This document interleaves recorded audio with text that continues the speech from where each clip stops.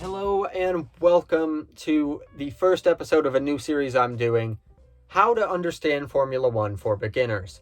Formula One has grown every single season for the last few years here. 2022 shows no signs of slowing down.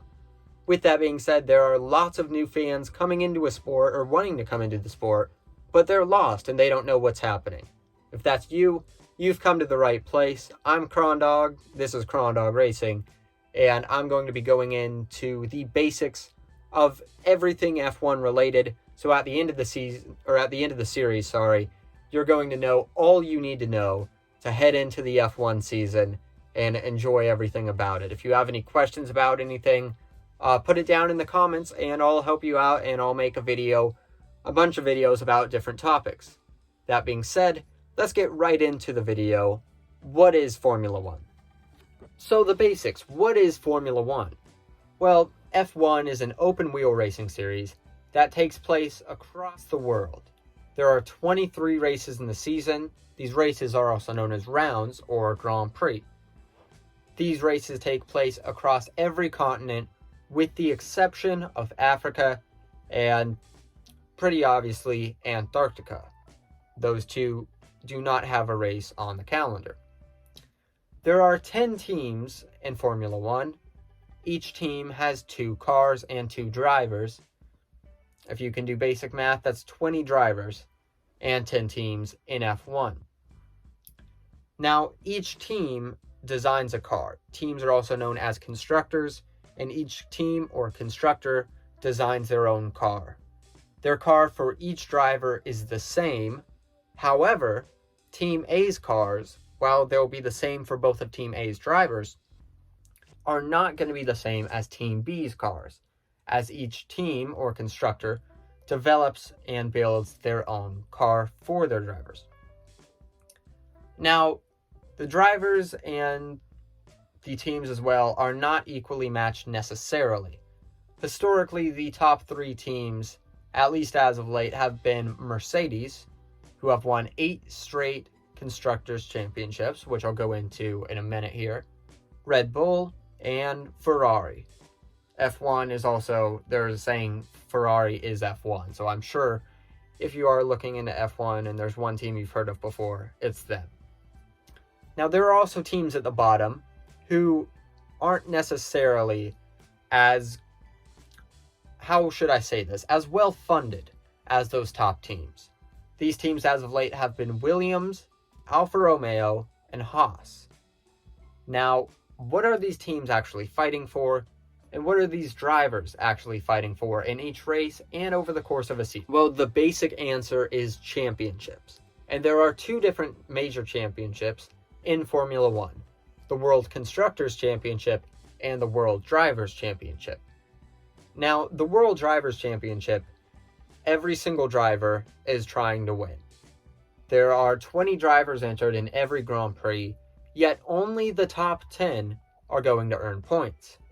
The top 3 points paying positions, first place gets you 25, second place gets you 18, and third gets you 15. These are the podium positions, and if you finish in the top 3 of a race, you get to celebrate on the podium, you get a trophy, and especially for most of the teams on the grid, getting a podium is a remarkable achievement that everyone's fighting for and everyone can take pride in.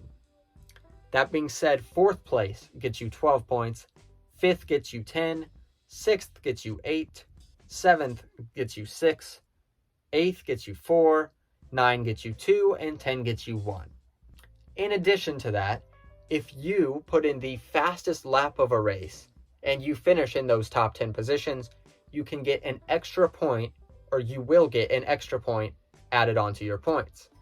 So if you finished 4th place, which would usually pay out 12, but you also got the fastest lap of the race, you would actually get 13 points. This means the maximum points a driver can score in a weekend is 26. Now, at the end of the season, the driver with the most points in the season wins the World Drivers' Championship. So, what do constructors have to do with this? Well, Constructors' Championship is arguably more important than the Drivers' Championship. Now, the Constructors each have 2 drivers. For example, as remember, each team is a constructor. Ferrari, their drivers are Carlos Sainz and Charles Leclerc. Let's say Sainz scores 5 points in a race and Leclerc scores 10. The way that Ferrari would get points is they would get 15. So for the constructors, it's just you take your 2 drivers, you combine the 2 scores that they have gotten, and that is your Constructors' Championship score. Mercedes have won the last 8 Constructors' Championships, like I said, and the Constructors are bound to hopefully see a shakeup this year. New regulations that are being introduced into the sport, which in basic terms changes how the cars are going to look and change a few internal things about how they'll race. Although they will still be normal F1 cars, it's just slight rule changes that will hopefully shake up the field a little bit. How well that's going to work out, we're going to see.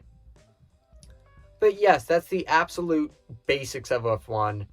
This is the first episode of a series. F1 is a massive rabbit hole.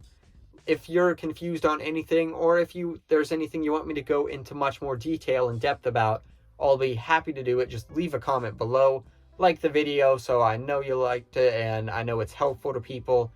And yes, with that being said, thank you for watching. And hopefully by the end of this series, or by the time that the season starts, you'll be able to know a bunch about F1, how it works, and be able to fully enjoy the amazing sport that is Formula One. Until next season, until next episode, I'm Krondawg. This is Krondawg Racing. Thank you for watching.